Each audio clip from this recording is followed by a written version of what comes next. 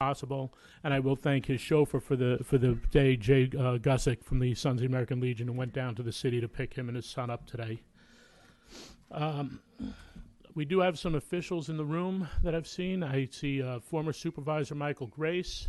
I see Assemblywoman Dana Levenberg. I saw Councilman Alon Gilbert. We have our town clerk, Diana Quast. I know there's some others that are going to be coming in. It's a, unfortunately, busy time for everyone right now because sometimes we do need to slow down and remember. Is your mom here? No, she's on the bench, right. So, thank you all, because it is important that our elected officials become a part of this, because these are where some of these decisions from the past come back to haunt us when our officials don't remember them. So it is so important for us to never forget. This has been the theme of each of our remembrances.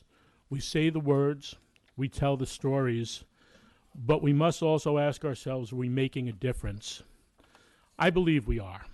I know what this experience has meant to me, and I have seen its impact on others. But remembering must be more than words. It must shape how we see the world and how we respond to it. After my second Remembrance event, I had a life-changing experience. On Father's Day of 2018, I visited Dachau concentration camp in Germany with both my wife Carol and my daughter Kerry. Even today, I could still feel the heaviness and the despair that was in the air there. I left in tears, overwhelmed by emotions that I could not control. That is something I will never forget. What struck me most was not only what happened inside the camp, but what happened outside of it. People living nearby planted shrubs to block their view. They chose not to see. They accepted rhetoric over reality. And in that silence, hatred was allowed to grow. It is how it begins, not with action, but with indifference. Today we see echoes of that danger.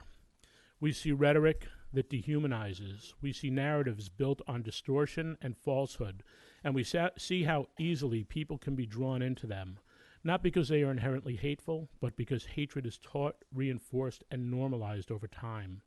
That is why remembrance matters. In November, Carol and I joined a group of elected officials on an educational trip to Israel. We met with leaders and organizations working towards coexistence, people committed to bridging divides in one of the most complex regions in the world. We visited the Hand in Hand school, where Jewish and Arab students learned side by side. We met with members of Roots, where Israelis and Palestinians are working day by day to build understanding. And we stood at the site of the Nova Festival and met with families still living with the trauma of October 7th. What became clear is this: progress is fragile, and it requires constant effort. What was equally striking were the reactions from some back home, comments made without knowledge, filled with assumption and hostility. That, too, is a reminder of how quickly misunderstandings can take hold. We are again living in a time of global conflict and rising tension. And when we speak about vigilance against hatred, we cannot ignore what is happening today in places like Iran. We see people in the streets here in America protesting actions taken against the Iranian regime, some even going as far as to praise it. And I struggle to understand how that perspective takes hold when the reality is so well documented. This is a regime that has for decades ruled through fear, imprisoning, torturing, and killing its own people for speaking out. Tens of thousands of Iranians have lost their lives simply for demanding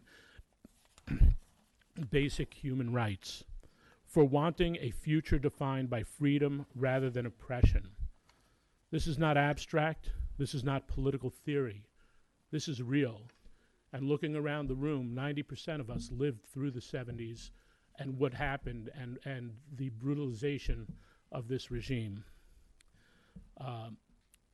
And we were reminded of that reality here in our own community just a few days ago.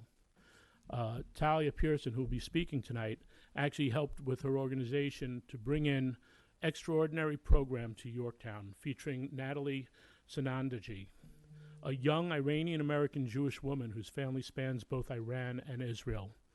Natalie was at the Nova Festival on October 7th.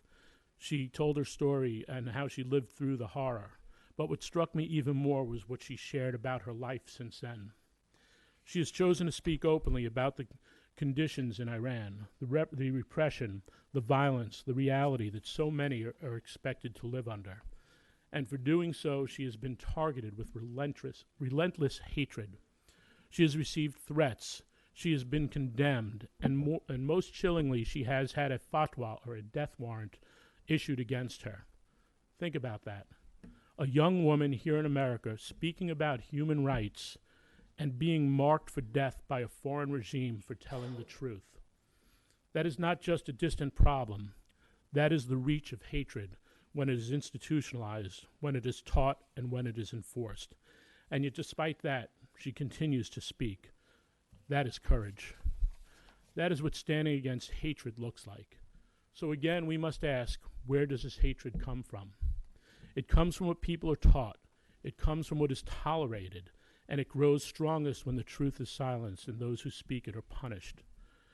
That is not just history. That is happening now. And that is why remembrance is not passive. It's a responsibility. Last year I spoke about the importance of how we engage in public life. Are we presenting ideas, or are we encouraging people to hate those who disagree? We have seen moments even here locally where discourse gives way to shouting, where disagreement turns into disruption. That path leads nowhere constructive. A society that replaces dialogue with division risks losing both. We are here tonight to remember. The Holocaust did not happen overnight. It was the result of years of escalating rhetoric, normalization of hatred, and the gradual erosion of humanity. 12 million people were murdered. 6 million Jews, or 63% of the Jewish population of Europe. That is why we must remember not only what happened, but how it happened. Tonight we are honored to hear from Joseph Gosler, who will share his experience as a hidden child during the war. I recently had the privilege of hearing Joseph speak, and one point stayed with me: the lasting impact of the choices families had to make simply to survive. It reminded me of a quote I once saw when visiting Churchill's headquarters in London. A man does what he must, in spite of personal consequences, in spite of obstacles and dangers and pressures, and that is the basis of all human morality. This is one of the lessons we will carry forward. We're here to say that we will not stand alone and silent in the face of hatred. We are here to ensure that memory becomes action, and we are here to light candles, not only in remembrance, but as a beacon for future generations. A light that guides them towards understanding, towards courage, and towards a world built not on division, but on humanity. Thank you.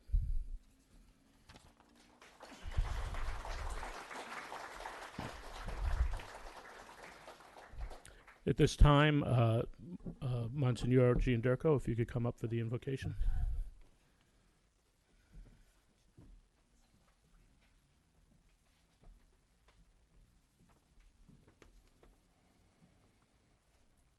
We gather together as fellow human beings to raise our hearts to the God of heaven and earth. After all these centuries, the words of the psalmist ring true. How long, O Lord, will you utterly forget me? How long will you hide your face from me? How long shall I harbor sorrow in my soul, grief in my heart day after day? How long will my enemy triumph over me? Look, answer me, Lord my God. Psalm 13. In our minds and hearts we know there is and always has been terrible suffering in the world. Too often, evil comes from the hands and the hearts of others. The Jewish people have known this suffering and this evil from time immemorial, through the years of the Second World War until today. Many others have suffered and still suffer to this day. May the Lord bless the memories of those who have perished and those who still suffer injustice. May the Lord restore his people to goodness and life, and may the horrors of evil acts cease. May the peoples of the earth learn to live in peace and harmony, so that future generations may rejoice in God's protection and everlasting love. Amen. Amen.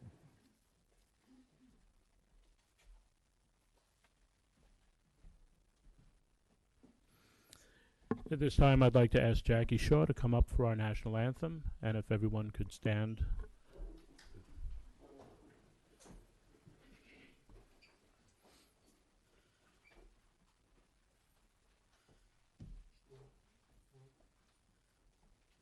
Oh, say, can you see by the dawn's early light?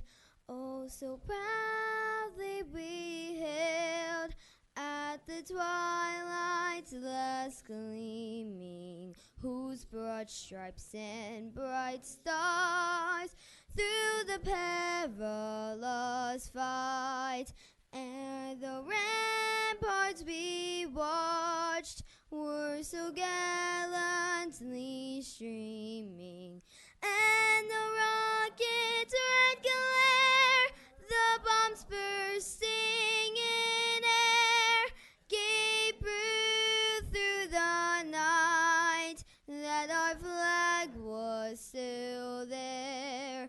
Oh, say does that star-spangled banner yet wave o'er the land of the free, and the home of the brave?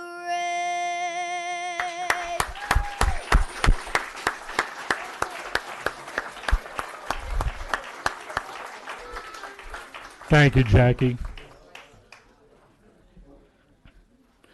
And next for excuse me, Haktiva, we will have Naomi Cohen.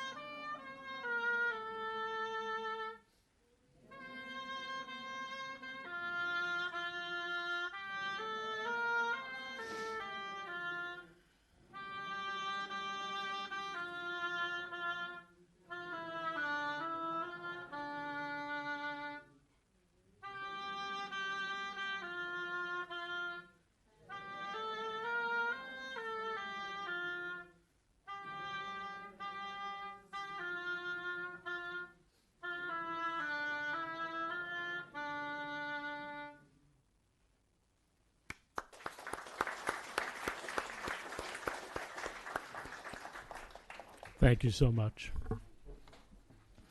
And appropriate, we have that which is a song of hope. As I bring up our next speaker, Nomi's granddaughter, Talia Pearson. Talia will, I'm sure, tell about. Come on up, Talia. Tell a little bit about what she does and how she's been so great in our community.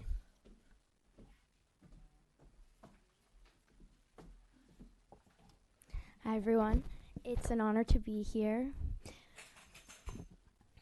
Last month, on my way back home from a school trip to Albany, a notification that has become all too familiar in the last 2 years popped up on my phone. Yet another attack against a Jewish institution had taken place. this time against Temple Israel in Michigan. To be completely honest, I scrolled past the initial notification. I had just had a great day with my friends and classmates, and I wanted to hold on to the joy and normalcy I felt without having to be sucked into the depressing reality of anti-Semitism. But unable to get my mind off the headline, I returned to the story to learn what had happened. A man with ties to Hezbollah had driven an armed truck into one of the largest Jewish synagogues in Michigan, intending to inflict as much damage as he could. Over 100 children and staff were in the building at the time, though due to the actions of the security guards on duty, none of them were injured. That same week, there were a number of other attacks against Jewish synagogues throughout the world, including in Belgium, Norway, and Canada. What scared me most about the attack in Michigan was that I was not surprised. Nor was I surprised a couple months earlier when a terrorist attack took place on Bondi Beach during the first menorah lighting of the year. After 2.5 years of watching calls for violence against Jews become normalized, of seeing phrases like globalize the Intifada and resistance by any means necessary become accepted as calls for justice rather than terror, how could anyone be surprised? Every day, it seems, we're reminded of the fact that Jews are no longer welcome or even safe in many parts of the world. It's a painful and scary reality to grasp, and it's natural to want to lose hope or to detach from reality completely. But if the last 2.5 years have taught me anything, it's that the darkest moments are when light shines brightest. The darkness makes small moments of hope and meaning that we may not ordinarily appreciate mean everything. So I want to share a recent moment that meant everything to me. Last month, the same week that the Temple Israel attack took place, I had the opportunity to bring a Holocaust survivor named Marian to Yorktown High School. She spoke to students about the horrors that she witnessed as a child in transit and prison camps, including Bergen-Belsen. And she described ways that she kept herself optimistic in the face of evil forces that did everything they could to strip her of her humanity. One of these ways was through a game she invented where she would find 4 identical pebbles representing all 4 members of her family, in the hopes that it would mean they would all make it out of the camp alive. All 4 members of Marian's family did make it out of Bergen-Belsen alive, though her father died of typhus shortly after liberation. She, her mother, and her brother eventually made it to the U.S. and began to build a new life. Marian published a memoir called 4 Perfect Pebbles, and she and her husband had 3 children, 9 grandchildren, and 15 great-grandchildren. When I first heard her speak, I was moved by the strength and compassion she radiated, even after everything she'd experienced. I felt like she was such a powerful symbol of defiance against the Nazis and anti-Semitism, and I wanted my peers to hear her story. After she spoke, students surrounded her and formed a line out the door, waiting to speak with her, hug her, and thank her for sharing her story. To see how moved they were by her very presence and how connected they felt to her story was deeply heartwarming to me, especially considering the recent events of anti-Semitism. While we can't be desensitized to the attacks happening to Jews around the world, we can't let them destroy us either.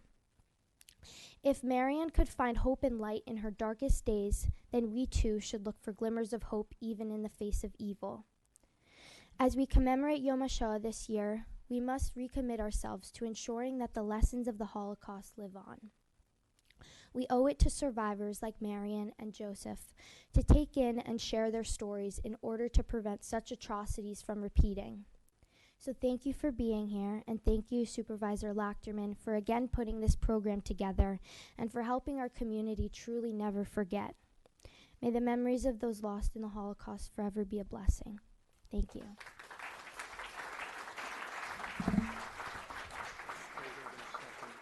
It's Lights of Tomorrow, correct?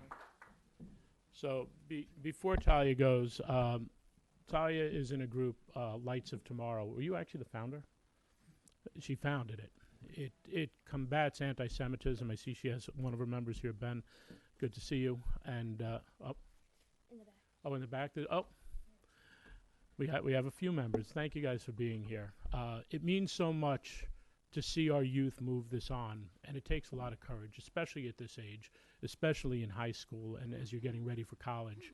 So I have this for Talia. It's a certificate of appreciation for her fight against anti-Semitism, and we really encourage you to not only keep fighting, but for one day when I'm not here, to be running this event for us.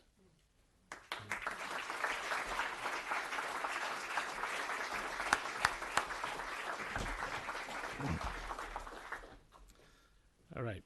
At this time, I'd like to bring up our keynote speaker, Joseph Gosler. Joe, you have the podium on the other side, and I know you want to go up there, and you could talk to Diane about the presentation, and I'll get your seat right over there.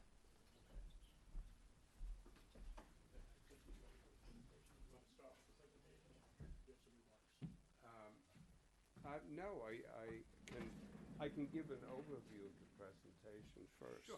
Yeah. So I'd like to begin with a poem that I actually wrote 35 years ago for a totally different venue, and it's a reflection of the period 1933 to 1945 of Europe, and it most notably the Netherlands, and it's called Cobblestones, and I'll read it for you now. The cobblestones were washed each morning. The streets built for horse and buggy travel did not support modern times. The advent of the automobile and airplane were symbols of this new age. The thick mist of the 1930s was lifting, and with the Depression fading, new hopes and new political roots were becoming more entrenched. The cobblestones were washed each morning. The air was mired with optimism. Children played in the streets while their parents rushed off to work.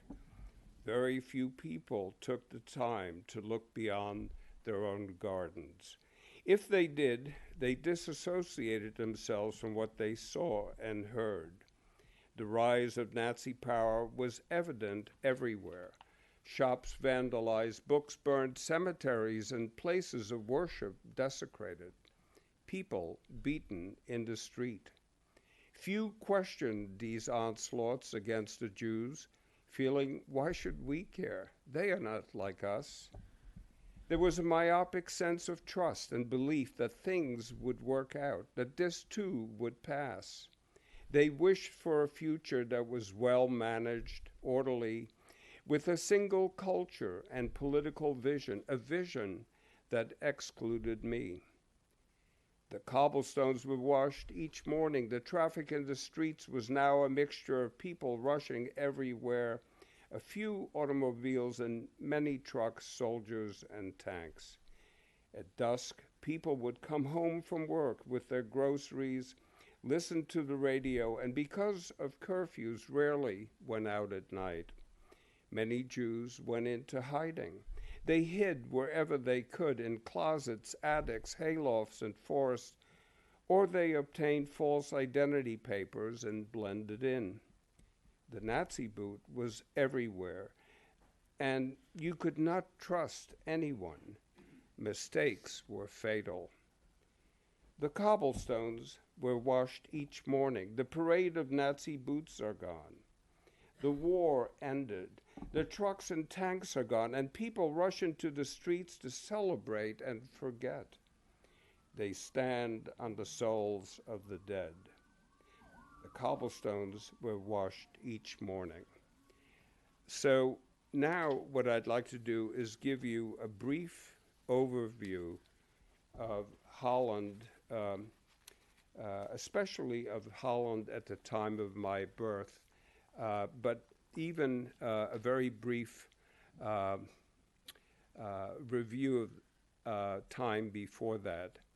In January 30th of 1933, the Nazi Party, through the German legal and political system, was selected as the leading party to manage and represent Germany, and Adolf Hitler was elected chancellor. Systematic state-sanctioned persecutions against the Jews began within months thereafter. Boycotts of Jewish businesses, being prohibited from civil service jobs or teaching at universities, eventually losing citizenship and the ability to intermarry. The writing was on the wall in blood. Many German Jews immigrated to Holland. Holland, or as it's called today, the Netherlands, had been neutral for almost 100 years. And if it wasn't for Germany's invasion into Holland in May of 1940, it would have remained neutral. Holland's general and historical tolerance towards foreigners made it an attractive haven for Jews to flee to. Over 30,000 Jews fled to Holland with the illusion that it would be safer than not.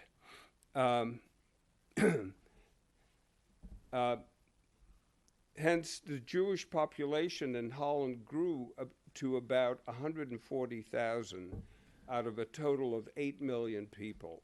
The Netherlands is a small country and maybe the size of New Jersey. Thus, the country is densely populated, and except for areas in the south, which has some low mountains or hills, the rest of the country is park-like, flat with few forests, and lies below sea level. My parents, Henrietta and Maurice, did not marry until late 1940, when occupation had already occurred. In the 1930s, my mother was a bookkeeper for my grandfather's burlap sack factory. She was politically and socially aware and spent a lot of her time doing calisthenics and performing with a sports club in a small city called Essen, the town she was actually born in. My father, who was stricken with polio as a child, which resulted in him being deaf in one ear, worked as a butcher in his older brother's shop. He also was a member of an athletic club and thought to be quite a gymnast. He lived in a neighboring city called Groningen, very much in the north, as Essen is. It was not uncommon for people to get married into families where a sibling had also married previously. This is how my parents got married. My mother's older brother, Leo, had already married my father's older sister, Marie. At the time that they got married, and for various reasons, both personal and related to Nazi occupation, they no longer worked at their respective jobs. In fact, they managed a general store which repaired bicycles and sold various small household items. This shop was taken away from them by the Nazis under their Aryan nation policies, a policy which forced Jews to give up their businesses to Christian people who sometimes were their neighbors. However, this was still a time when Dutch Jews were allowed to go to work, get married, go to school, and party whenever they chose to. Yet periodically, people would be rounded up at night and disappear forever.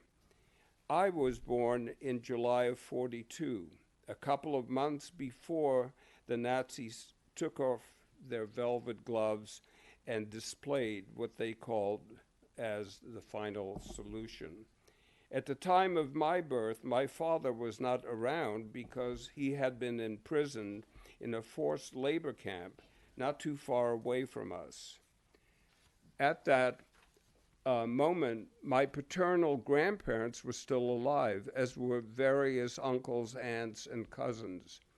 But they were all murdered within 6 months thereafter. Within a month after my birth, my mother wrote a letter to the authorities at my father's labor camp telling them that she was ailing and whether her husband could visit. They consented and gave him what was presumed to be a 3-day pass. He saw me for the first time and, of course, was happy to be there. After 3 days, he was ready to return to the camp. When my mother noticed that there was no return date stamped on the pass, and that my father was not obliged to return, my father, who was ever loyal, and his word was his bond, and his moral compass. But after this argument, he still wanted to return, and she eventually talked him out of it. My parents stayed together, realized that the authorities at the camp would send people to Groningen, and my parents and my maternal grandmother, Martha, left Groningen for Amsterdam, where there was a thriving Jewish community. There was still maybe 80,000 Jews living essentially in this area called the Jordana, or the Jordan. There, my father found day jobs, and they managed to live in relative harmony for another half year. However, the final solution, that conscious effort to kill all Jews, especially children, because they represented the future, and destroy Jewish culture, was now on full display. Every Tuesday, trains packed with Jews, homosexuals, disabled, gypsies, and others were packed into those trains, chugging to Westerbork, which is a transit camp. There, they were sorted out into different groups, and in fact, the cattle cars were waiting for them to transport them further east to the brand name death camps that I'm sure you've read about. So the other interesting facet about Holland at the time of my birth is the fact that Hitler saw the Dutch as racially similar, and as a result, he didn't send troops in there. The military was not really that visible. He did send about 1,000 SS officers in there, along with some administrators.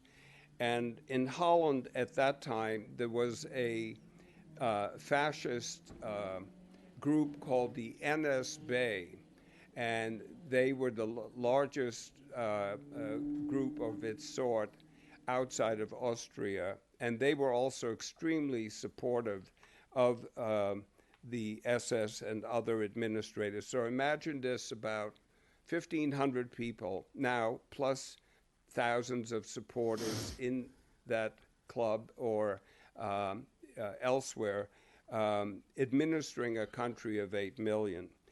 But they were very efficient, these SS troops, in killing people. And so out of 110,000 Jews that were sent to the camps, only 5,000 returned. And out of 25,000 that went into hiding, there they were not as successful. 17,000 people returned, and of course I'm one of them.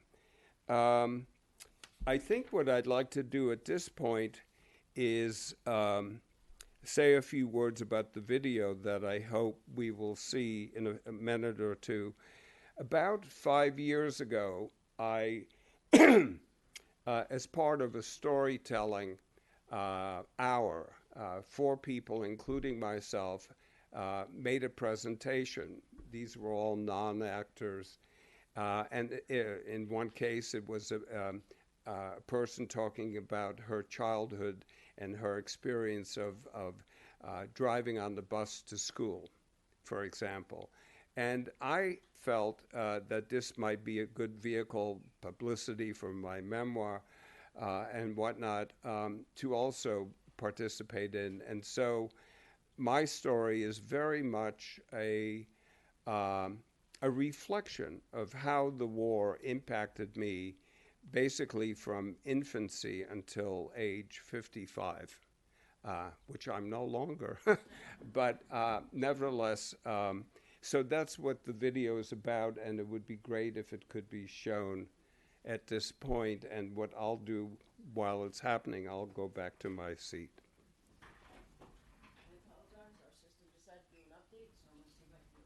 Okay. Okay. Well, while we have a second, I do see Assemblyman Matt Slater came into the back of the room there. Matt, how are you? I'm sorry? I should also tell you that after the video, what I will then do is read a few excerpts of my memoir, and then hopefully all of you have lots of questions, and we could spend a good time answering them. So in the meantime, I'll go to my... Sure. And Vidat, did I miss you before? What were we saying? We have our chairman of the board of the county legislators, Vidat Gashi, here as well. Also our local legislator. So I could sing for everyone, but I do not want to clear the room. Jackie has a much better voice than I do.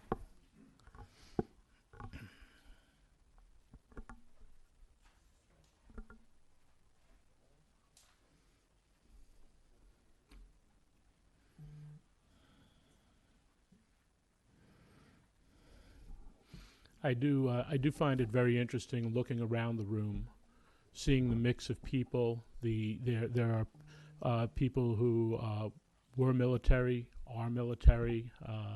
We have some of our Elks Club. We have people from both political parties in town, and we have people that are here really to learn. And you know, it's just so important that we can get together, that we can have these talks, these presentations, and be able to be there.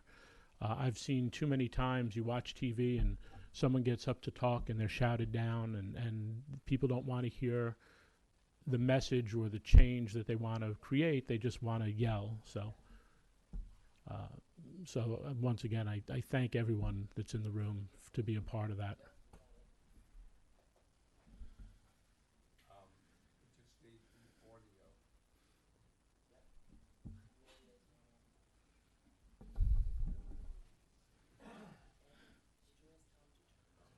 Tom, could you turn the TV audio up, please? It's got to be on the computer.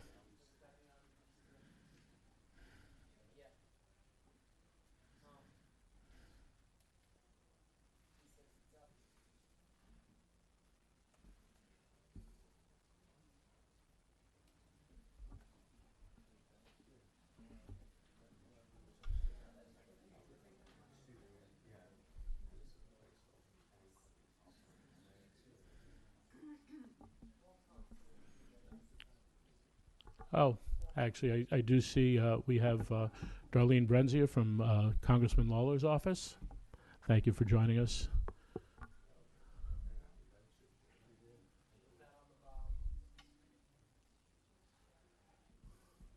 So up next, a storyteller from Ancramdale, and he's telling a story about the impact of war on a toddler hidden during World War II in the Netherlands. Please welcome to the stage Joe Gosler. Greetings.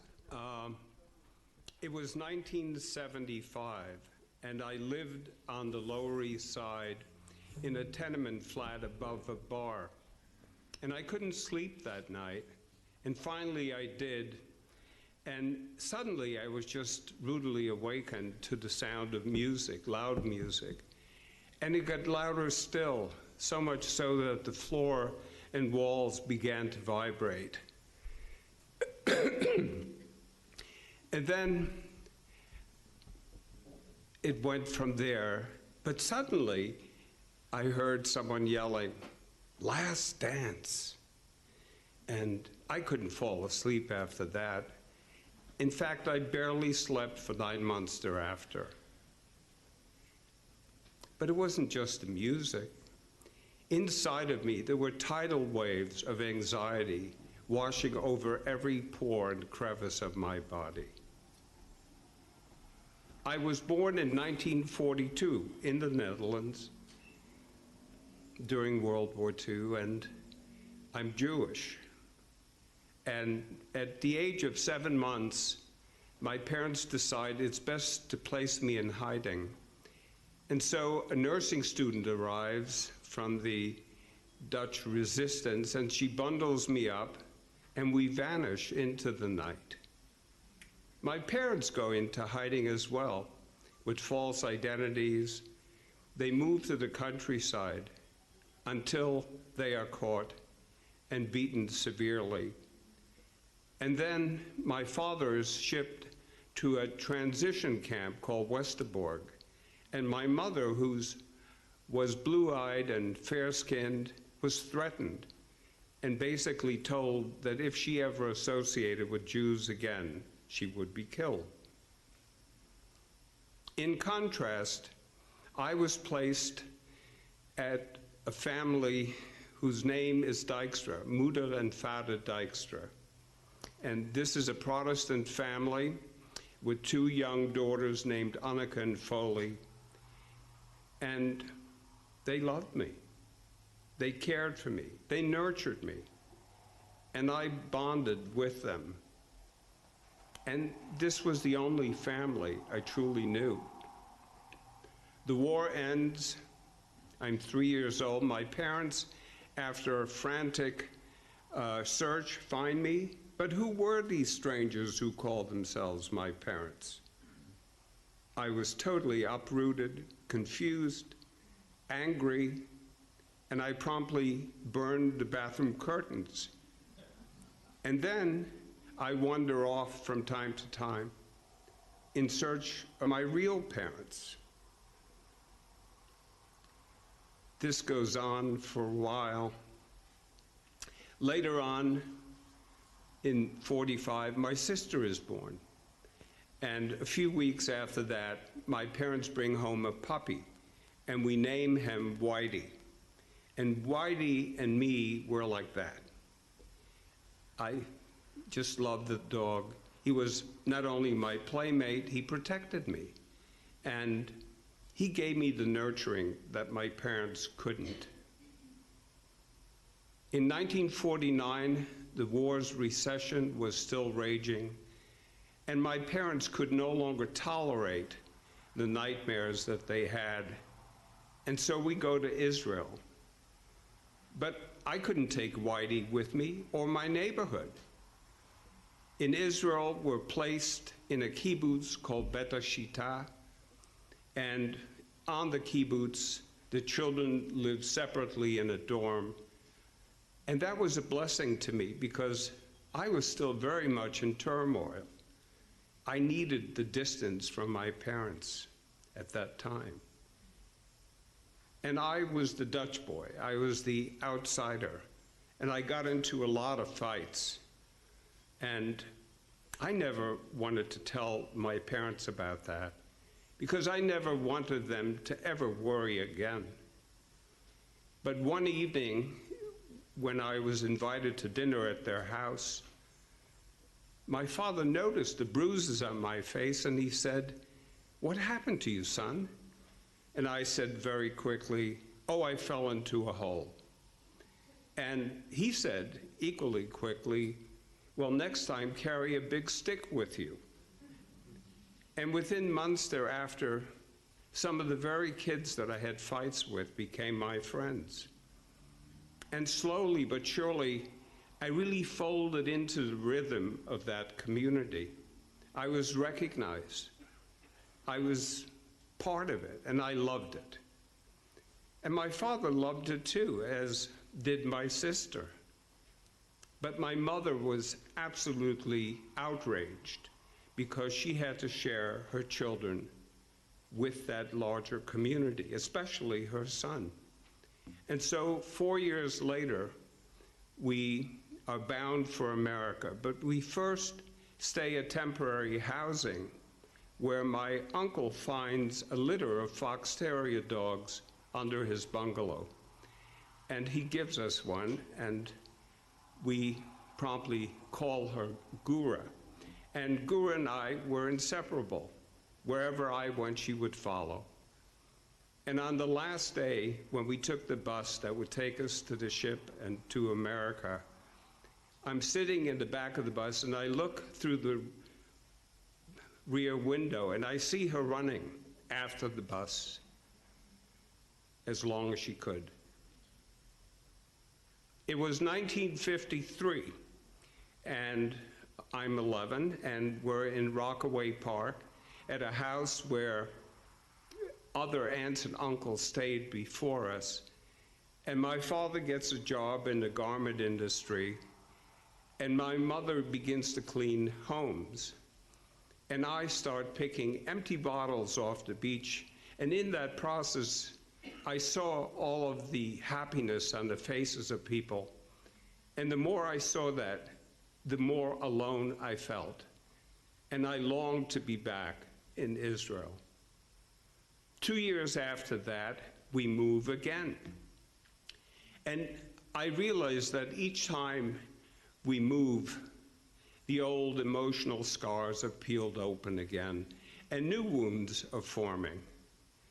And on this occasion, my father got a job as a supervisor at a large chicken farm in Monticello, New York. And so we moved. A couple of years later, I finally clicked the social scene. I'm involved. And I actually excel in sports, and so I become somewhat popular. And my parents insist at that very moment, I think you need to start helping in the house. And so I got a job after school, and my self-esteem vanishes. At the same time, we get a letter from Holland that Mutter Dijkstra died. Now, I had not been directly in contact with her for 10 years, but I was overwhelmed with grief. And no matter what my parents tried to do, they couldn't console me. A few years after that, I graduate, I'm 18, and we move again. We're moving to Queens to the very same house. And the reason was that we wanted to be near, or my parents wanted to be nearer to our extended family. And I saw this as a great opportunity to leave the house, finally. But my parents had other thoughts, and I continued to contribute half of my salary for another half dozen years. But at 21, I bolted out of the house and moved in with my cousin Andy. And he introduced me to a world, an avant-garde world that I never knew existed. And I stopped working immediately and only worked sporadically for the next 12 years. And I started performing with the Bread and Puppet Theater. I'm on all of the anti-war marches and picket lines, and I travel extensively, dabble in drugs. I'm flying, literally. And I knew this was a time to actually begin focusing on myself, but I really couldn't do it at that moment in my life. I needed to be unburdened and free. And so thereafter, I meet Sheila, my future wife, and we start dating, and eventually we started living together and decided that we should go on a big trip. So a year goes by and we amass $5,000, and we buy 2 round-trip tickets that were good for a year, some camping gear, and we're off to Europe, to Holland in particular, because my parents in the interim moved back to Holland. And we stay with them for a while, but then we hitch our way to Morocco, because there's a hippie colony near a fishing village along the Atlantic. And I truly felt on top of the moment. 9 months later, we returned to the States, continue our lives, but Sheila is getting more serious about her future. I resist all of that. I just want to continue flying on my magic carpet. 2 years go by, and we're visiting my parents in Amsterdam, and we're crossing the street, and I extend my arm to my mother and say, "Hey, why don't you grab that as we cross?" And she pushes my arm away and says, "I don't need you. I can cross the road by myself." And for some reason, it just rips me apart.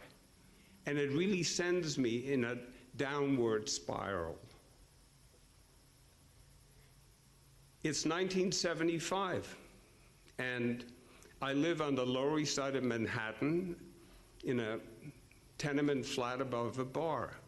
And I can't sleep for fear that I would not wake up. When I ate, I worried about gagging. I was totally vulnerable, and I felt everything on a visceral level. My sister and Sheila encouraged me to go into therapy. I distrusted therapy, as I distrusted so many things. But I do it for them. I go into therapy. And I'm in therapy for 8 months or so, and one of the people in it suddenly yells at me, "Stop wasting my time." Well, I was totally embarrassed, but it was a wake-up call. And things started to percolate. I got involved, and I started to localize my feelings. For the first time, I was able to focus anger at my parents. You see, until that time, I rationalized why they had to give me away. They needed to give me away for my safety as well as theirs. Now, I could actually feel that sense of abandonment. I could feel depression. I could feel love. And I was able to share that feeling of love with Sheila in a different way than ever before. And it suddenly dawned on me that I was able to put my past into perspective. It no longer overwhelmed me. And I was convinced that I could change. So soon thereafter, I trimmed my hair. It was quite long. And I had a wild mustache, and I shaved that off and got an adult job working at a preschool as a business manager. And 3 years later, in 1980, I became an American citizen and, in fact, welcomed my parents back to live in the States, which they did. And then found a defining job of my career, which was working as the business manager of Friends Seminary, a Quaker independent school in Lower Manhattan. And I loved the collegiality of that place and totally admired their Quaker underpinnings. A few months after that, our son Jake was born.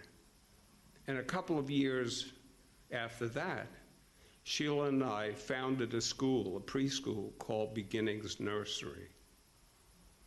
And Jake, in fact, started attending Friends.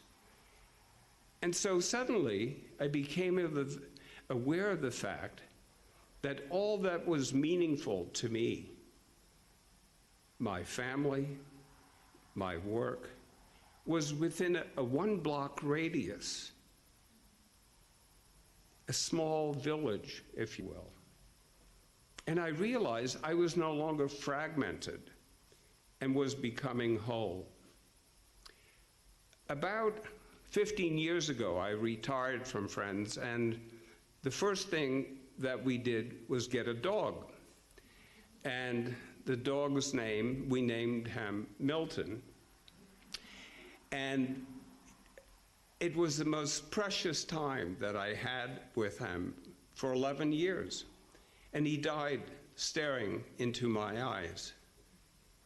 Today, I write, I'm involved in some Quaker projects, I love to cook as well as eat, and garden, but most importantly, I walk our new dog, Reuben. Thank you.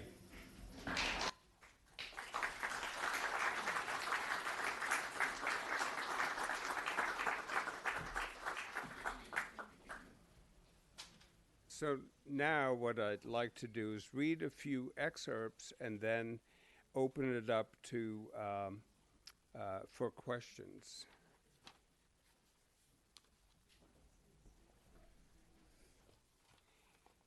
So one of the experiences that I, upon reflection, understood very clearly was the importance of timing and intuition.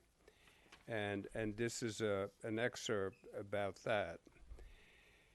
My parents and Oma Marta decided to travel to Gelderland, an agricultural province southeast of Amsterdam. There they hoped to work and hide on one of the many small farms that dotted the fertile plains. The distance between Amsterdam and Gelderland is less than 50 miles, and even by foot should not take more than 2 days' travel. Each day they traveled at dawn, each carrying valises filled with their meager belongings and keepsakes. They stayed off main roads and looked for shelter and food for the evening to come. The journey was particularly hard on my grandmother, who found it difficult to walk long distances. One night, while sleeping in a small barn, my mother awoke, convinced that the host had informed on them and told of their whereabouts to the SS police. The premonition meant that they had to leave immediately. My grandmother felt that she needed more time to rest and decided that she would meet them later that day. Sadly, they never saw her again, and later learned that she was taken by the SS, deported, and murdered in Sobibor. When I got older, I became painfully aware, as had my parents, that intuition and timing could spell the difference between life and death, and that, ironically, we were born under lucky stars. The next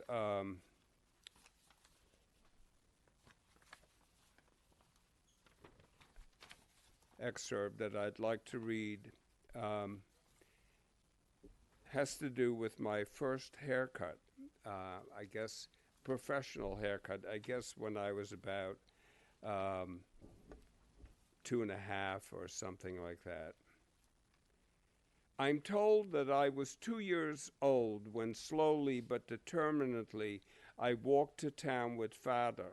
We were going to the barbershop, and I was excited about my first haircut, although I grimaced with fear when the barber approached.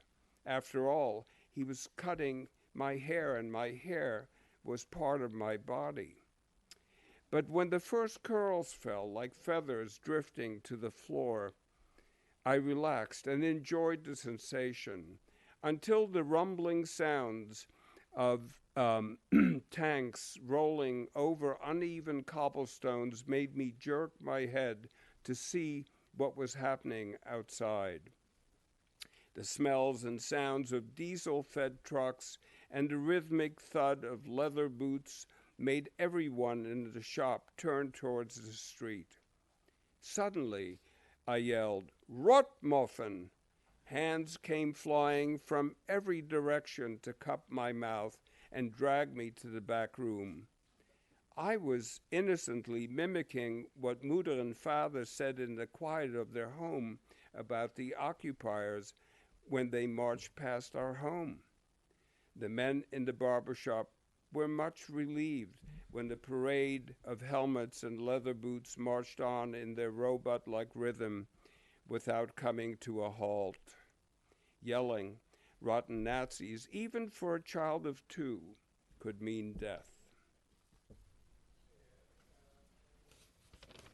So in 1949, as stated in the video, and we could not get our visas from because we applied to America first.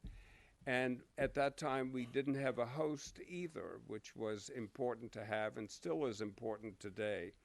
And so, on the other hand, we connected with the Israeli embassy, and we were immediately accepted because here's this country, this new country, a year old, and so we went there.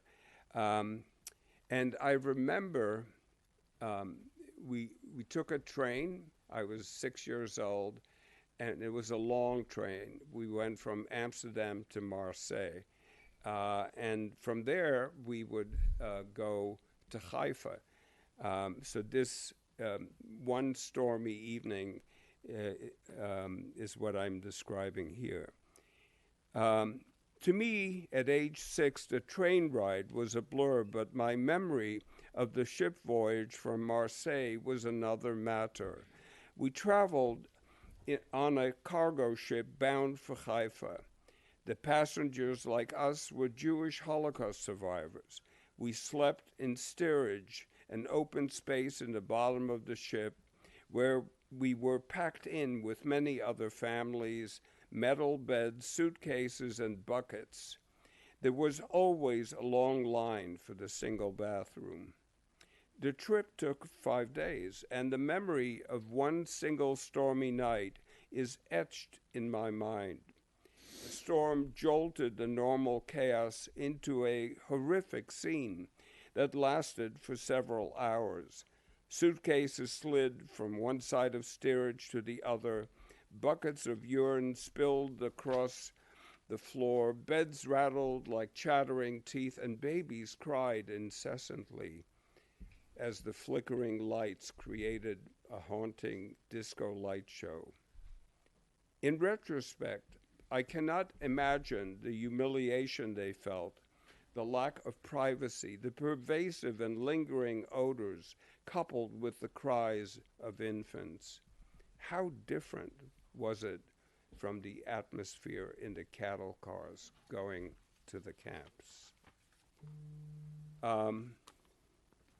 And this next excerpt, and maybe after that I'll open it up for questions, was an experience I had at the first Sukkot that I participated in, which may very well have occurred in 1949 or 1950. Sukkot, the harvest festival, was my favorite. The sukkah and the communal feasts that were prepared were unforgettable. Building my first sukkah from strong wooden branches 2 inches thick, evenly staked into the earth, 2 feet apart, was not just a collaborative effort, but symbolically a recognition of my own personal harvest.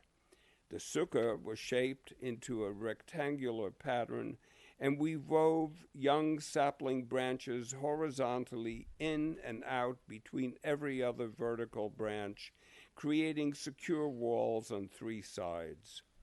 Patches of sky showed between the roof branches, and clusters of grapes and thin branches laden with green olives were hung on the interior walls. On a rough wooden table lay baskets of carrots, potatoes, cabbages, leeks, and melons. The cacophony of sounds, the buzzing of bees and flies, the croaking of frogs, and the distant high-pitched howls of jackals blended with the pungent perfume of fresh, ripened fruits and vegetable. All this under a canopy of stars created a bacchanal for the senses that transported me to a place of peace and wonderment. And I hope you have a bunch of questions, because this is the right time for it.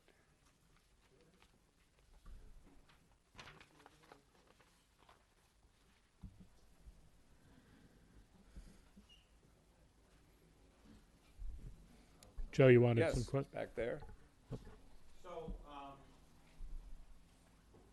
in terms of like the beginnings of World War II and Germany's occupation of Holland, or the Netherlands, as you call it, how did that exactly come about? So, what was the government situation, the Holland government at that time, and how did?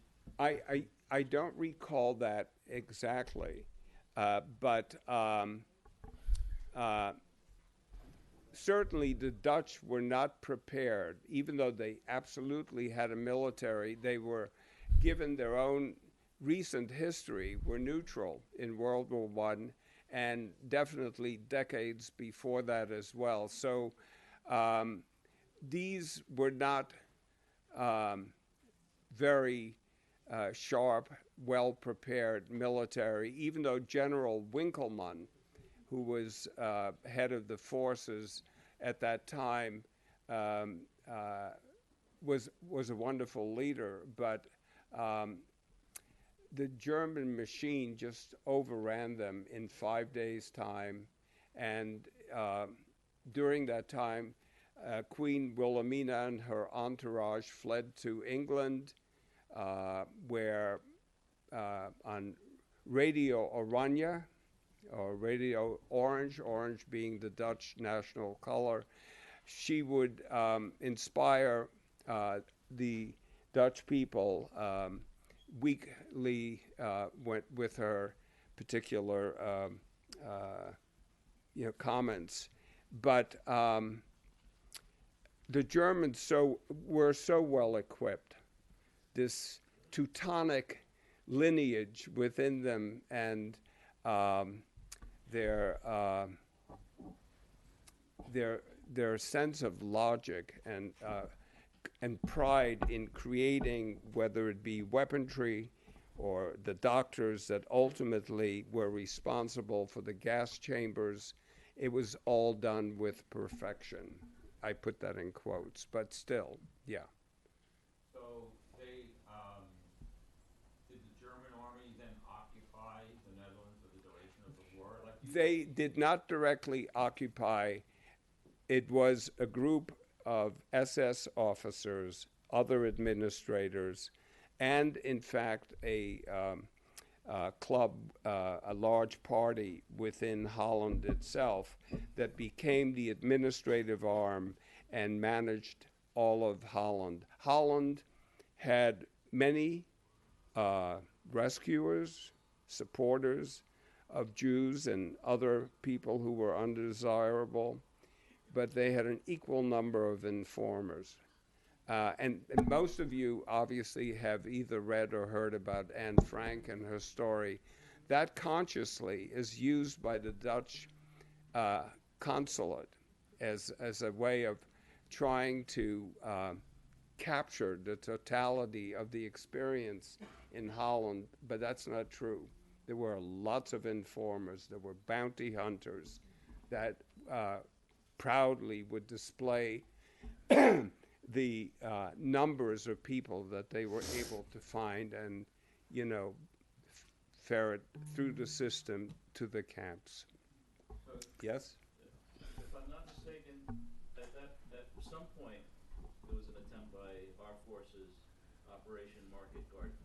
Were you in Holland or then? Yes, that was later in the war, just like the Canadians were instrumental in crossing the Rhine. That was probably late 44, and at a point when the Germans were in retreat.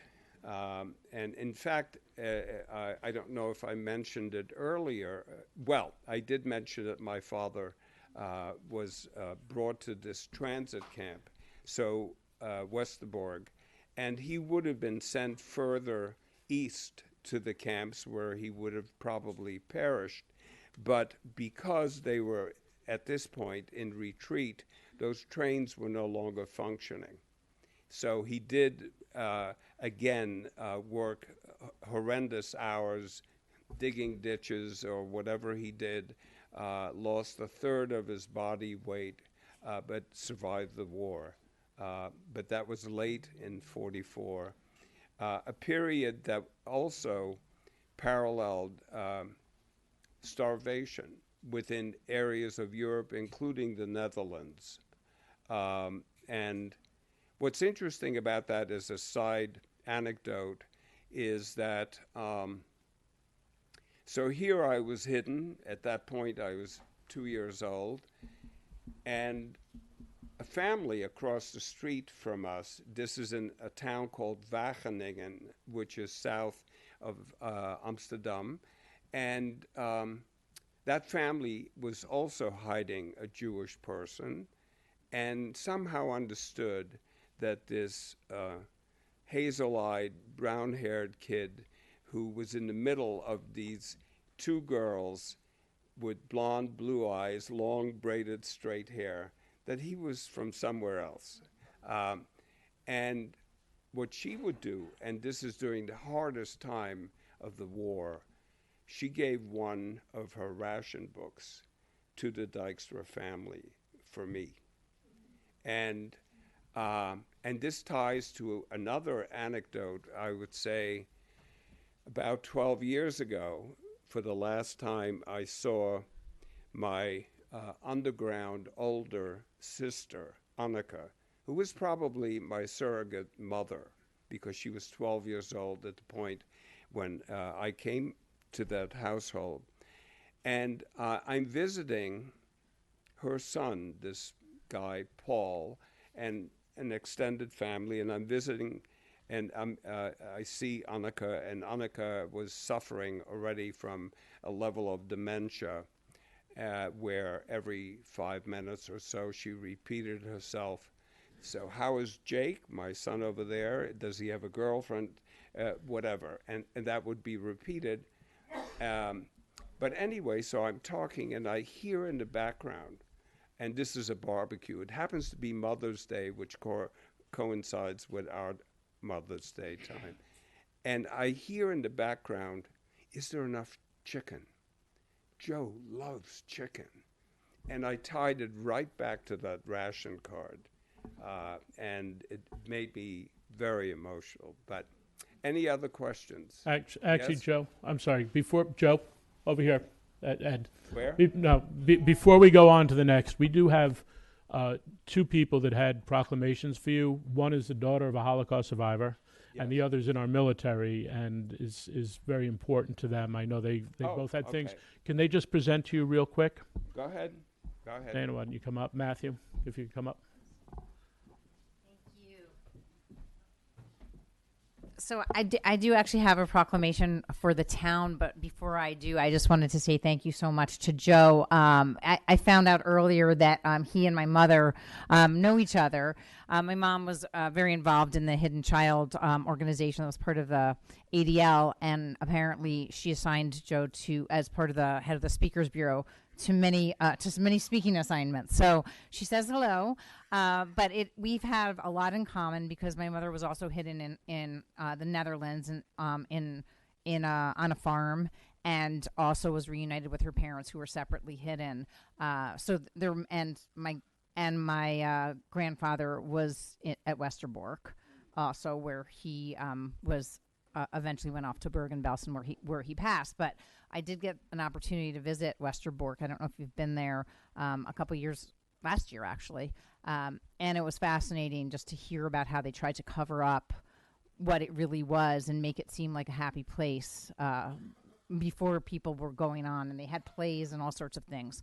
But fascinating story. Thank you so much for sharing. Thank you so much to the town of Yorktown for keeping the memories of the Holocaust alive. I know that having spoken to some young people in high school recently up in Albany, many of them didn't know who Hitler was, didn't know what the SS was, didn't really know what Nazis were, and making sure that this opportunity is here. And thank you to Talia also for keeping your generation understanding what it is all about, bringing the Holocaust survivor into high school. I think it's so important while this generation is still alive, that we have the opportunity to hear firsthand stories about what the experience has been and what it means for all of us moving forward, and how we have to continue to fight against authoritarianism, totalitarianism, and make sure that we protect our democracy, so that we can protect the beautiful life that we all enjoy here in this country, hopefully with much less anti-Semitism moving forward. So anyway, I have a proclamation, a citation on behalf of the New York State Assembly to present to you, Supervisor Lachterman, where it also mentions Joe, for taking the opportunity to remember Holocaust Remembrance Day each year. I appreciate it very much. Thank you so much. Okay, thank you. Assemblyman Matt Slater, a U.S. Navy veteran. Well, good evening, everybody. It's always great to be here in my hometown, and I want to thank the town for continuing this fantastic ceremony and recognition. Supervisor Lachterman has been leading this effort since you came to the town board for quite some time, and it's great to see it grow to where it is today. That growth, I think, is emblematic of the community that we live in. I think that growth is recognition by many in our community about the fact that we have to combat hatred of all forms. I think there's some curiosity when we say that we can have somebody like Joe here to hear from them firsthand of what their family experienced, so that they can better be educated and understand what we as a country and society and a world are dealing with. But I also think it's a reflection of our community that we come together to right a wrong. And we also come together as a community when we have a neighbor who's suffering or in pain. And we rally around that individual or that family. And I think this also reflects that very sentiment by the Yorktown community, to see so many of you here today. I, of course, want to recognize Perry Matza. Perry, it's great to see you. Eugene Lang's here. I saw Eugene. Where's Eugene? Great to see you as well. And of course, the Gusikoff family. Thank you, Perry. I know you've been here from the beginning as well. And this day also, I also think about our dear friend Tony Grasso, World War II veteran, who was among the liberators in Europe. And so we remember the things that he had shared with us as well during our time together. I do just want to, and I had this this letter that I think is very important, that was written by a very famous individual, Dwight Eisenhower, and it's his reflection of what they had seen when they entered into one of the concentration camps. And I just want to read just quickly. And he wrote, "But the most interesting, although horrible sight that I encountered during the trip was a visit to a German internment camp near Gotha. The things I saw beggar description while I was touring the camp. I encountered 3 men who had been inmates by one Rus or another had made their escape. I interviewed them through an interpreter. The visual evidence and the verbal testimony of starvation, cruelty, and bestiality were so overpowering as to leave me a bit sick. In one room where they were piled up 20 or 30 naked men killed by starvation, George Patton would not even enter. He said he would get sick if he did." Now, I just wanted to share that as a first-hand account of 2 of the bravest Americans that have ever lived, of their reaction when they saw the atrocities of what occurred in Europe. And so it's moments like this and days like today and ceremonies like this one that give us an opportunity to remember what actually occurred. And when you think about those words from General Eisenhower, and when you think about what Joe had to endure, his family had to endure, the fact that such evil could possibly exist, it just makes your stomach turn. It should take your breath away. But we are here to make sure that that never happens again.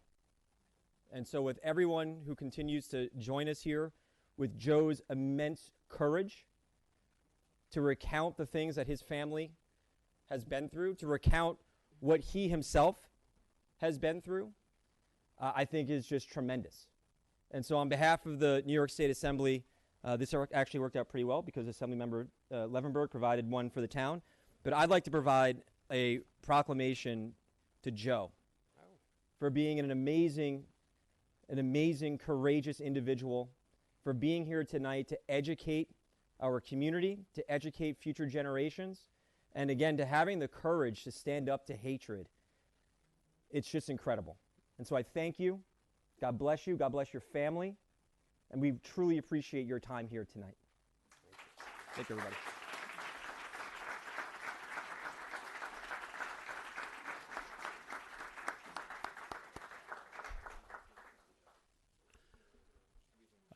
I know that Senator Harcum had someone here earlier that had to leave, but Alon Gilbert, did you want to...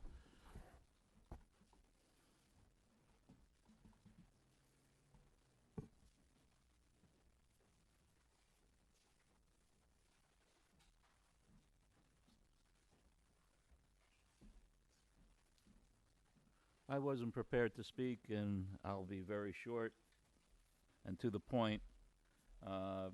I was very much taken by your story, Joe, and I thank you also. We need to keep the story alive, as Dana mentioned. The fact that our youth, some of our youth, are unaware of the history cannot be tolerated, and we need to make sure that we continue expressing, and this goes on, so that history does not repeat itself. I'm here with a proclamation from Senator Pete Harcum, recognizing you, Joe, for your exceptional leadership and your distinguished service. And I'll read it very quickly. Whereas a state is only as great as those individuals who perform exemplary service on behalf of its communities, whether through unique achievement in professional or other endeavors, or simply through a lifetime of good citizenship. And whereas as a Holocaust survivor, author, and educator, Joseph Gosler has dedicated to improving the lives of his fellow residents and has made significant contributions to the betterment of New York State. Whereas Joseph was born to a Jewish family in the Netherlands in 1942, at 7 years old, he was given to the members of the Dutch resistance and placed with a Christian family to protect him from the German occupation forces. While he remained hidden, Joseph's parents were caught, severely beaten, and his mother was released, but his father was taken to a detention camp. And whereas after the war, Joseph was reunited with his war traumatized parents, who had become strangers to their own child. In 1949, his family immigrated to Israel, subsequently to the United States in 1953. He went on to earn a bachelor's degree in history and a master's in business administration from the City University of New York. For nearly 40 years, he worked as an administrator in various educational settings, including a preschool that he founded along with his wife. Whereas Joseph published a memoir, whereas Joseph has been dedicated to sharing his personal story of persecution and loss to raise awareness about the history of anti-Semitism and the horrors of the Holocaust. Through speaking with students and community organizations, he strives to educate the next generations to ensure that the atrocities of the past shall never be repeated.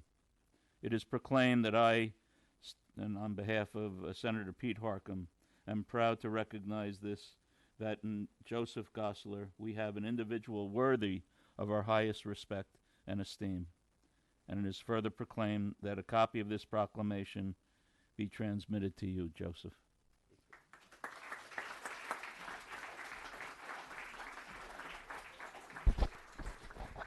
I also want to recognize a couple of people who just, one just arrived, the others have been floating around. I've seen we have retired Supreme Court Justice Jeff Cohen. I don't remember which district, Jeff. We have the Deputy Supervisor Sergio Esposito, and I also saw former Councilwoman Mary Capocci at the door before. And I know Chief Noble is here but could not get in because he told us we probably need a bigger room next year. So, oh, there he is. Hey, Bob. All right, Vidot, you'd want to say a few words?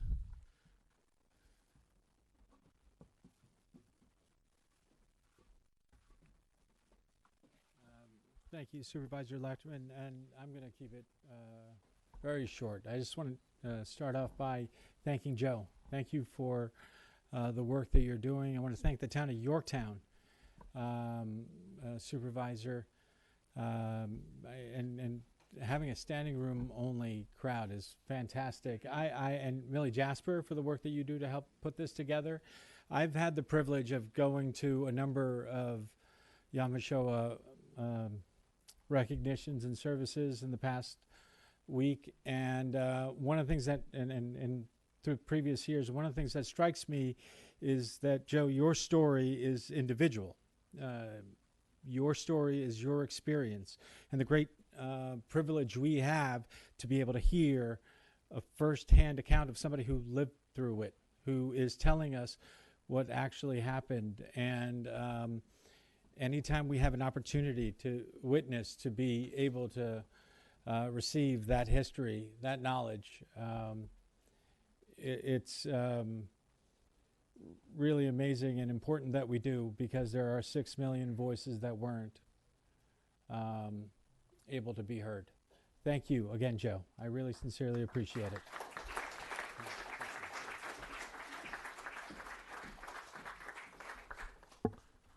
Sergio, did you want to? Oh, thank you.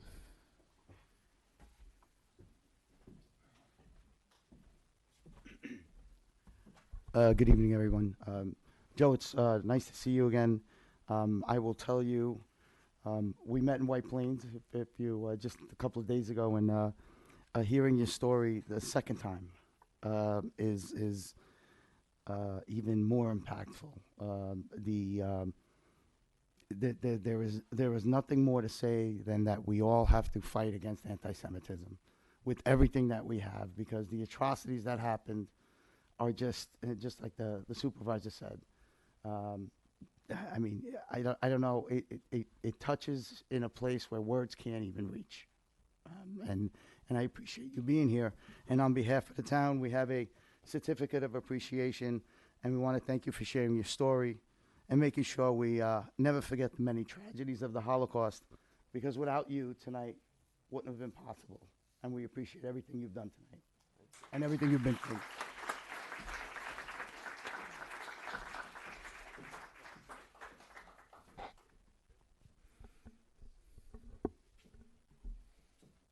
So I know there were a couple more questions. If we could go 2 more. Jay? Well, first, before my question, as I mentioned in the car, thank you, because I've met quite a few Holocaust survivors and people that were involved. And what I think is important is hearing these first-hand accounts, because pretty soon we won't be able to give these first-hand accounts, and they'll only be in history books and what we might see on TV, which we know what happens with that.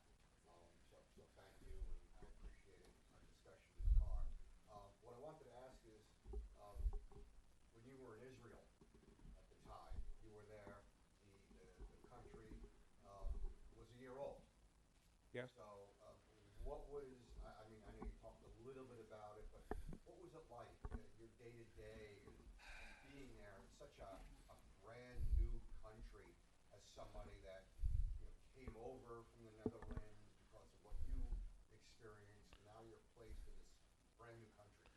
So Jay is asking, just for those at home and on there, what was it like being in Israel at its formation, coming from another country to really a brand new country, and that experience?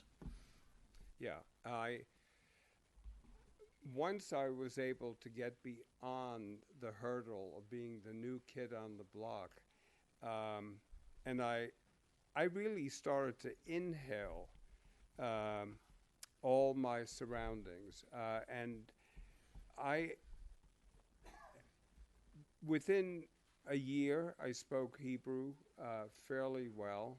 There was a woman, a librarian by the name of Beersheba, who taught me English, who nurtured me at a time when I needed it and would not allow my parents to nurture me yet.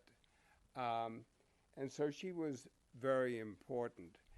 As a child of 6, I had a karachat, which is a bald head, and I wore no shoes. They made up some story, which I think might be true, that being barefoot was even better. And I formed big calluses under my feet, and I felt as free as a mountain goat. I galloped down the hills, the Gilboa, which was not too far away. I felt so light and so energetic and so recognized and part of a fabric of this communal structure, a kibbutz. A typical day would be, first of all, wearing these khaki shorts with a white short-sleeve shirt. We would run cross-country first thing in the morning, 6:30 in the morning. The kids, it was it had a little of a military overtone, so there were lots of reasons to do this for, but also to keep you in shape. So cross-country, afterwards we had breakfast, then we had textbook learning, and in the afternoon we worked in the fields, plucking grapes, milking the branches of olives onto the large canvases underneath the tree, and then filling them into these wooden crates. Today, by the way, Beta Shita, some of you may know this, is known as the pickle capital of the world. They have so many different pickling products that they sell internationally. But the bottom line was that I really felt I belonged. I found a community, and the example of the kibbutz became my foundation for developing communities. And my book, which is Searching for Home, would have been Searching for Community. It just doesn't sound as sexy. So that's why it's Searching for Home. But I strive to develop communities or participate in communities. They're all important to me. So we're talking about not just nuclear family structures, but extended family in a sense. And which is why my mother was so outraged by it, because here's this woman who had yet to truly bond with me, and she had to share me with the rest of this community. Well-intentioned, but it was very, very difficult for my mother to do that. So in any case, the kibbutz as a child was a foundational experience for me that formed my sense of how to live in community. Any other questions? I think one or two more. Yes? Yeah. Hello? Okay. How did your parents become acquainted with the family that took you in? And to your knowledge, when you were with them in the neighborhood, did any SS officers actually come in and start to question? Interesting. So let me just repeat it, Joe, just so everyone could hear Sure. it and at home. How did Joe's family become acquainted with the resistance fighters that brought him in? And while he was there, did the SS ever come investigating to see if there were any Jewish people being held there? And I do notice that Justice Avia Cohen has made it out of court and is here. Cohen Pearson, excuse me. Thank you. And as you can tell, the Cohens, the Pearsons, it's all melding together here. I'm sorry, Joe. Go on. Yeah. First of all, my parents had no idea where I would end up. In some ways, not that I am Moses, but it's similar in that sense that when he was sort of floating in the reeds away, his mother had no idea where he would end up. And that, to some extent, was true, very much true in my case, because information is dangerous. Besides being powerful, it's also dangerous. The more my parents knew, the more they could eventually cough up to people who shouldn't know where I am. So they had no idea. As far as how it even came about, it was just amongst Jews, it was clear that there was this fledgling resistance group that was forming that was especially intent on saving young children, young Jewish children in particular, because they represented the future, right? And so if you can kill a young person, you kill a world that has yet formed. And so they found out through a variety of different friends about so-and-so, and that's how it just all kind of rippled forward and became what it is. As far as your other question, there was an incident, I don't know, maybe I was too something. I could have maybe remembered it. Maybe I was told it. At some point in my life, I made up my mind. It didn't make a difference as to whether I felt it directly or I was told that event at a very early age, because ultimately it's the impact that it has on you. But here was this soldier. I don't know if he was an SS officer. Probably not, because they like to drive in their Jeeps and cars and be chauffeured around. But it was a soldier with a normal German helmet, and he just walked in because that's what people who rule a country can do and do. And he walked in and he asked my ondergedoken underground mother for a cup of tea. And my mother, my moeder, went into the kitchen to make it hastily, and he sat down across from me and promptly put his helmet on top of my head.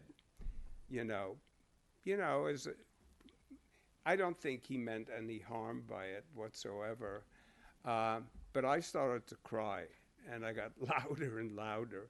And it was both, I'm told, because I was so uncomfortable and anxious because he was a stranger, and I must have already had my genetic makeup laced with some layers of fear. Fear ripples through me in a nanosecond. It could rise without reason. When I hear a pot or any loud sound, and I don't see it in front of me, I immediately, wonder, what is that? So sound plays an important element somehow within me. But anyway, so I started crying, and Mutter came rushing back out and with the tea and placed it in front of him. But he himself felt so awkward about it, he took his helmet and just went out. And in fact, within weeks thereafter, it was 1944, late 44, and as I mentioned before, it was a period of starvation. People were going through garbage, looking for potato peels and stuff like that to make soup. And it was clear to Mutter and Father that they needed to leave, that it was time to move on. And by coincidence, they, a cousin of theirs had a farm in Friesland, which was not too far away from the city of Groningen, where I was born. And Friesland was very agrarian at that time. And so we went there very quickly thereafter, because Wageningen. The other thing that was happening at that point, as I mentioned earlier to you, was that the Canadians were beginning to bomb near the Rhine River. So even from friendly fire and military impact, there could have been issues evolving. Before we close, I just wanted to read something. Sure. And the show. And that is, we are living in a fragmented world. The old pillars that have held up all that was familiar have crumbled, and no new guideposts are visible. Instead, we live in and bear witness to a world gone amok. In this manner, our time is not dissimilar from the stark days of 1933. As a child of the Holocaust, I raise my voice and share my story with those who are willing to listen. I tell them that genocide can happen anywhere, for any reason. Human beings are capable of both good and evil, and sometimes both. Our responsibility is to keep our eyes open, raise our voices, celebrate life and the living, and share the light that is within us. Thank you.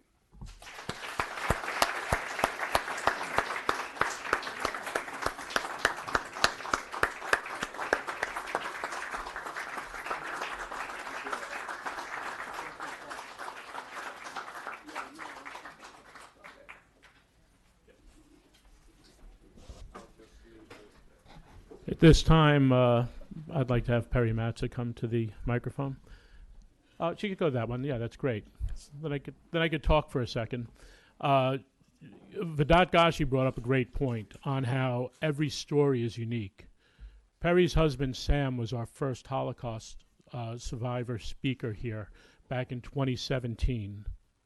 Yep, 2017. And Sam was a hidden child in Greece. And his story was very different. Some of it because of his age and the changes that were there. So, as I've told Betty Sparago that works with Millie, every story has a value. Every story has a lesson in this. And one of our speakers also spoke about how hard it was for him to tell his story for years. And then shortly after he came to give the presentation here in Yorktown, he stopped giving the presentation because it was so difficult for him. So we do appreciate the strength and courage of all those who come and speak out and fight against hate and anti-Semitism. Perry. Candles of joy, candles of sorrow, candles we light wherever we are. Candles for Hanukkah, candles for Shabbat, candles for Havdalah, braided like a challah, or candles for pure delight. So many, many candles, all kinds of shapes, all kinds of colors, all of them candles of joy. Only one candle is right to remember someone who has died, a candle for the soul. And more candles we light, in silence and in honor. 6 candles, a memorial to the myriads who are gone, 6 million, all of them candles of sorrow.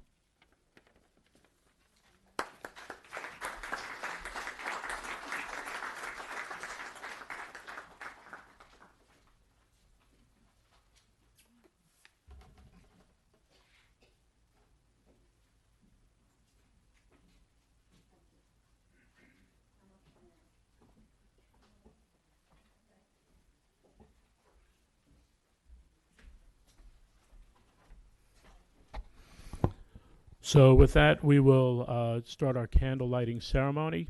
The first, I should have had you stay here, Perry, because the first candle is for our survivors. Joe, if I could ask you to come up, but Perry, would you, in Sam's honor, would you come up with Joe?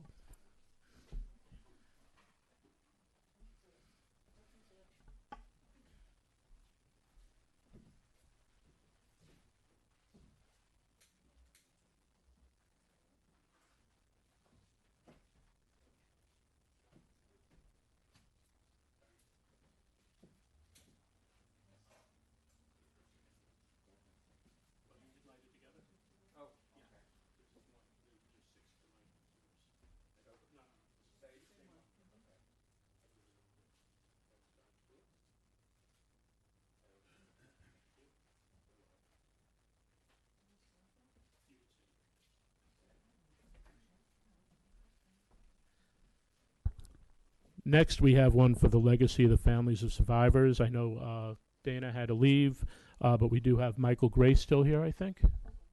And Jake, if you could join us as well. Are there any other families of survivors here? Direct descendant? Oh, Eugene. Come on up, Eugene. I know you're going to be up here in a minute.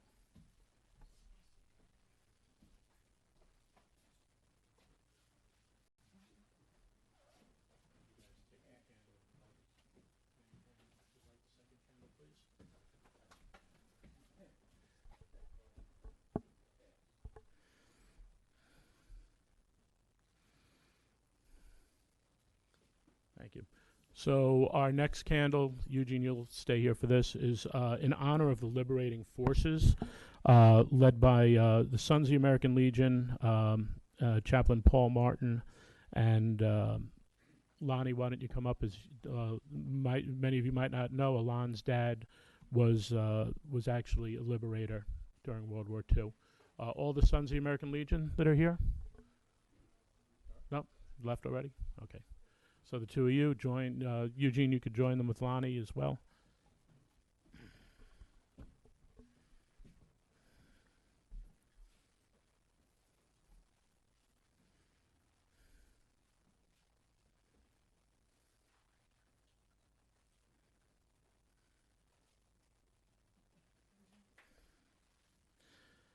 Next up, in honor of the armed forces who fought this war in Europe, miles and miles away to help bring peace. Can I ask any veteran in the room to please come up? And I would also like to ask someone who serves our veterans every day, Jim Ratchmit, would you join them with the United for the Troops? Do I have any other veterans sitting right now? Or there you go. IDF veteran, yes.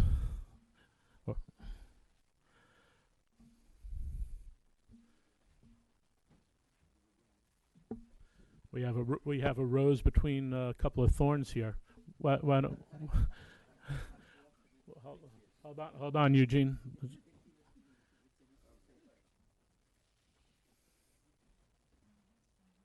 You could all reach in together. Thank you, guys and girls.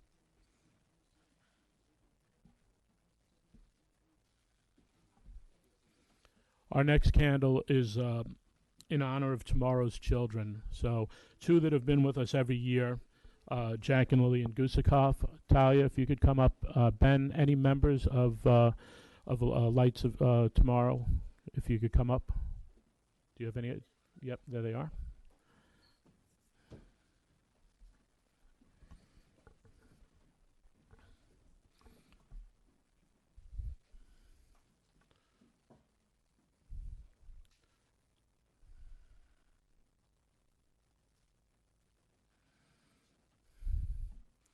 And now any elected officials that are left, this is, to me, this is the third most important candle, but it is important to make sure that the elected officials do not let this happen again. Diana, you'll come up as well.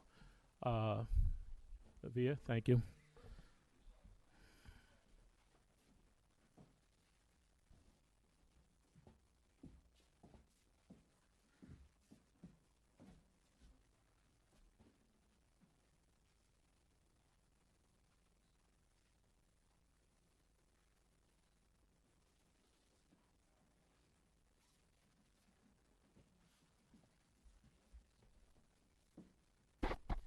And now that the candles are lit, Rabbi Heber, if you could come up for the prayer for the candles and your remarks.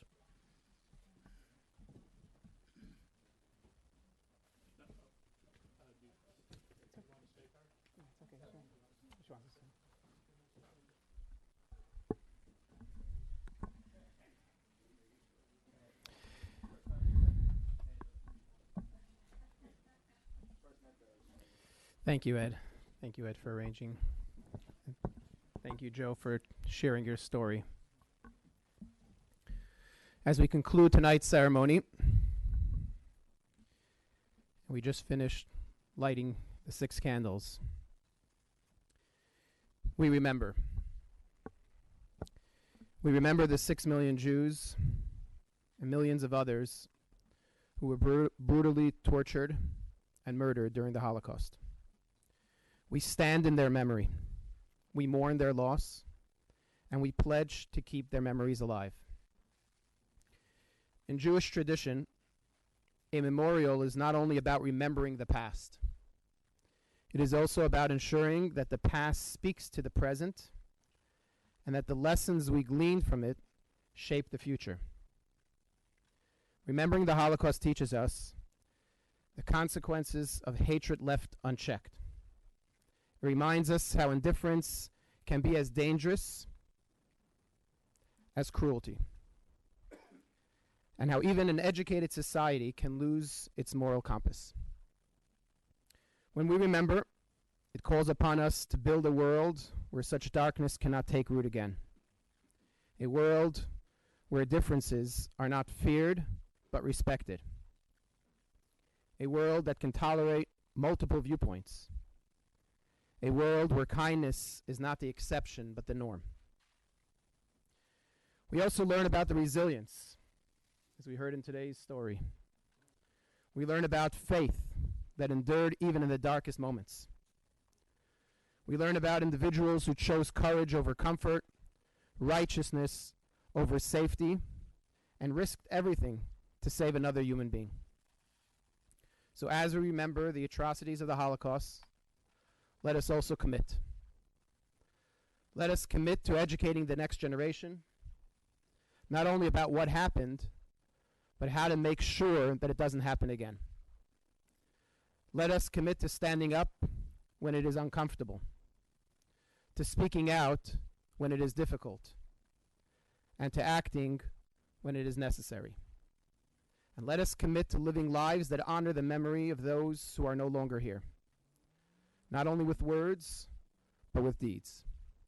May the memories of those who perished in the Holocaust be a blessing, and may their lives inspire us to build a world where goodness, love, kindness, and respect reign. Please rise for the memorial prayer.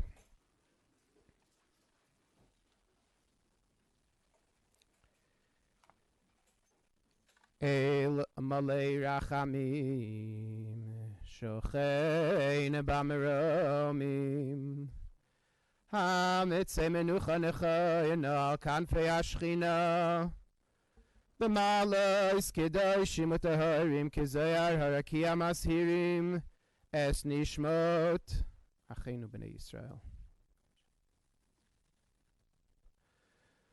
Adonai hu nachalatam v'yanuchu al mishkavotam b'shalom v'nomar amen. And for the English translation. God full of mercy, who dwells on high, grant proper rest in your divine presence to the holy and pure, whose blood was spilled by the Nazi murderers in Auschwitz, Bergen-Belsen, Dachau, Majdanek, Sobibor, Treblinka, and other extermination camps, who were killed, strangled, burned, and buried alive for the sanctification of your name, for whose souls we now pray. May their resting place be in the Garden of Eden. May the Master of Mercy shelter them in the shadow of his wings for all eternity. And may he bind their souls in the bond of life. God is their heritage. May they repose in peace in their resting places. And let us say, Amen.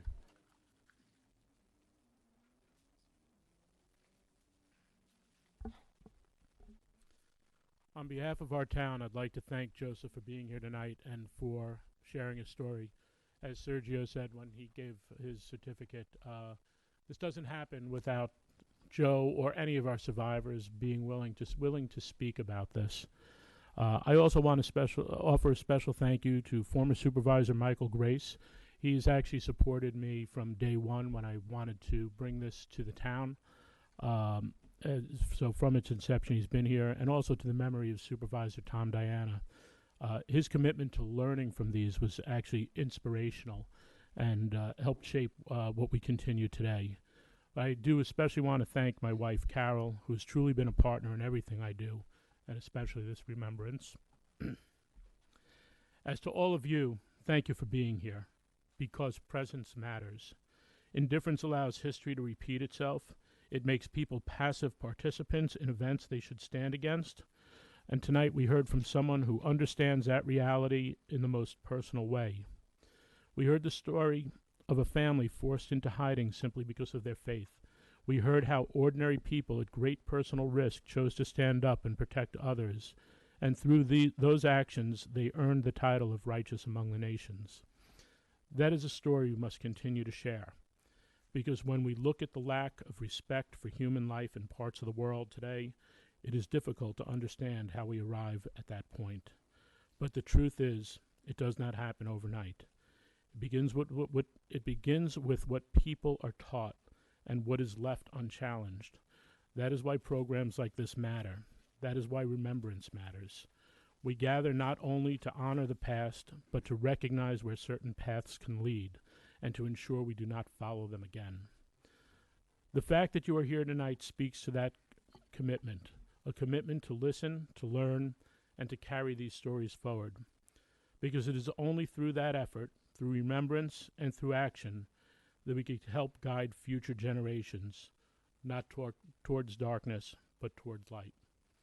Thank you very much for coming tonight, folks.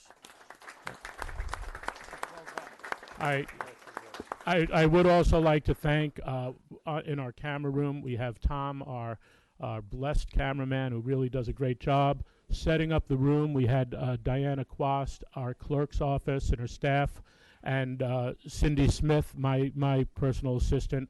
Thank you all for that help and making this a reality. Have a good night all. Get home safe. Oh, actually, if anyone is interested, Joe does have his book with him today, and I'm sure he would be willing to sign a copy for you if you'd like one.